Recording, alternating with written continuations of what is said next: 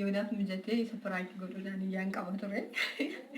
Yoo gartee naaf mijate piraanki godha. Yoo naaf hin mijanne immoo viidiyoon kun akka magalakkifama jechuudha. Piraankichi biroo yeroo biraa ta'e jechuudha.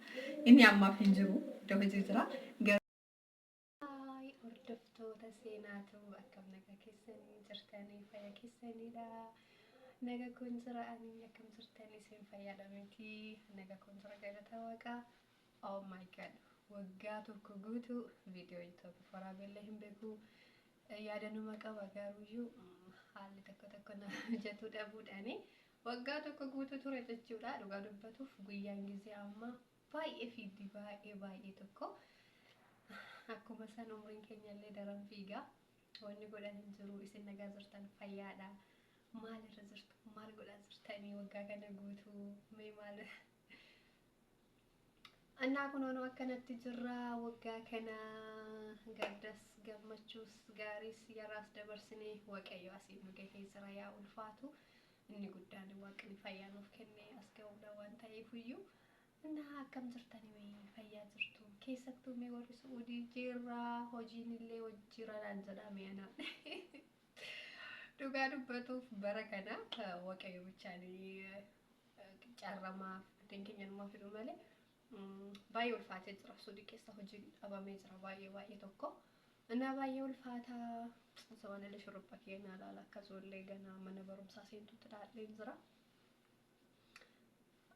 Yeroo tokko agartanii akkana ofirratti dha'uun baay'ee bareedaadha. Ana dhugaa dubbatuuf uummata barana hojiin dhabameera. Durani Suudii bichaa ture. Dubaay bichaa ture barana garuu Suudii keessallee hojiin hin jiru. Baay'ee nama gaddisiisa dhugaa rabbi. Hojiin hin jiru, wanni goon hin jiru. Warri mee adii hojii qabdan mushmana araba qofa osoo hin taane hojii illee akkanatti uummatanii hojjetuu dandeessanii yookaan immoo suuqii garaagaraa moolii garaagaraa waan garaagaraa keessa hojiin hin jiru jettan haayinaan jedhame. Anillee si wajjin adii hojii haarawaa eegalee hojjedha waan ta'eef jechuudha. Innaa baay'ee ulfaataa dhugaa waaqa dubbatuu fi hojiin hin jiru. Waaqayyo kan of barreesse hin amnu. Anna akkasii akkam jirtan isinii naga keessanii dhamti fayyaadha. Nagaa kun jira galata waaqaa jireenya addunyaa kana keessatti ilmi namaa akkama waaqni barreesseef akkama waaqni katabeef jiraatan waan ta'eef iyyuu kuna jiraannee har'a geenne isiniin jedha uummata dhugaa dubbatuuf har'a laal akka silkii mukaa fakkaadhee kophaa kiyya dhaabadheen jira. Kophaa kiyya dhaabadheen jira namoonni duukaa hin jiru. Namni tokko na faana hin jiru jechuudha. Abbaa warraallee hin jiru. Garuu yaada akkamii qaba. Yoo naaf mijatee isa piraanki godhuudhaan iyyaan qaba ture. Yoo gartee naaf mijate piraanki godha. Yoo naaf hin mijanne immoo viidiyoon kun akka magalakkifama jechuudha. Piraankichi biroo yeroo biraa ta'e jechuudha. Inni ammaaf hin jiru. Iddoo hojii jira. Garuu gisee dhufutti piraanki godhuu yaadeen ture isinii galee. Yoo piraankiin godhadhee kaballaan cufadhee taa'uu baadhee garuu. Innaas piraanki wayii akkas naa dhufee jira waan ta'eef an piraanki godheellee yaani viidiyoon waraabu ግን piraanki akkanuma laayivii jireenya keenya keessatti piraanki ni godhaan. Garuu piraanki akkasitti isa hirri jedhee aarsisanii miti. Garuu mee har'a piraankichi sirriitti hirri godheen kan isa aarsudha. Garuu meeqa eshi yoo naaf mijatee naa agartanii bakka ifaan achi duuka ifu sana achi maskootii san bira kaayee giseen alaa dhufu piraanki godhuu yaadeen ture.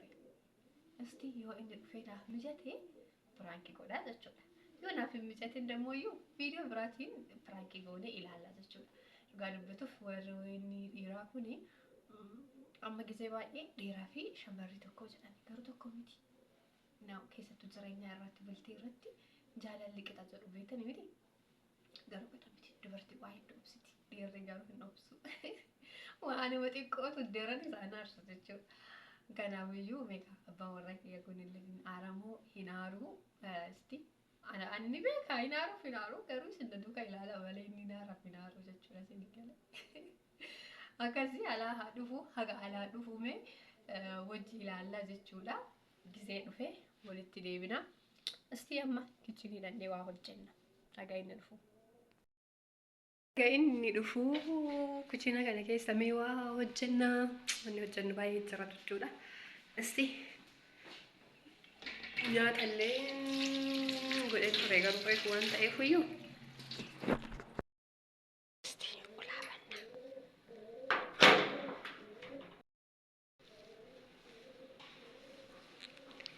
inni yoo dhufee asiin gadi ilaallaa jechuudha jala kanaa.